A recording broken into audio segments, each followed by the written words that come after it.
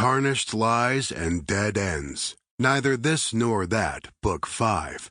Written by Marialisa Demora. Narrated by Borne. Chapter 1.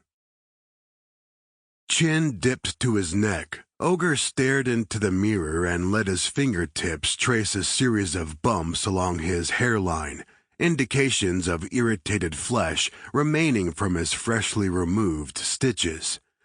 He caught the gaze of his reflection and studied himself, marking the age that had crept into his features over the past week. "Hey, 4Q!" He raised his voice with the call and waited until he heard a grunted response. "Remind me, what time's the ride supposed to start?"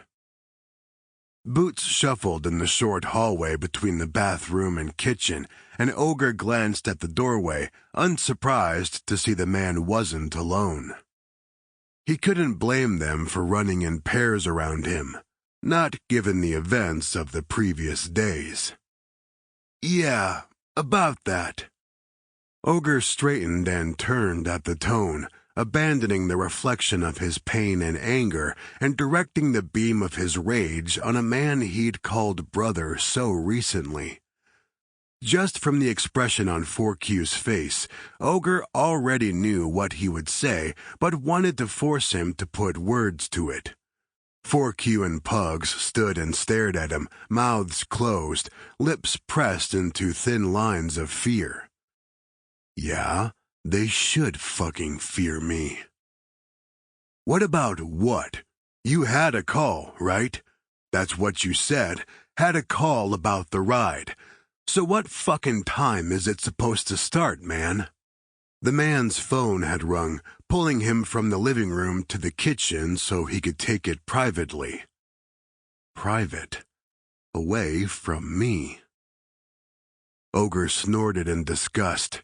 Until last week, he'd been the resolute arm of power for their club. Hell, less than a month ago, he'd been standing on 4Q's roof, pounding shingles into place to help keep his family dry and safe.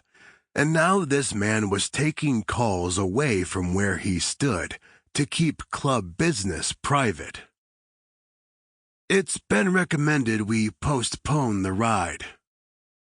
Ogre, while woolsy to the government, kept his muscles loose and easy, limiting his respirations to a quiet and even cadence. He forced peace and calm throughout his body, controlling as much as he was able to. Sample complete. Ready to continue?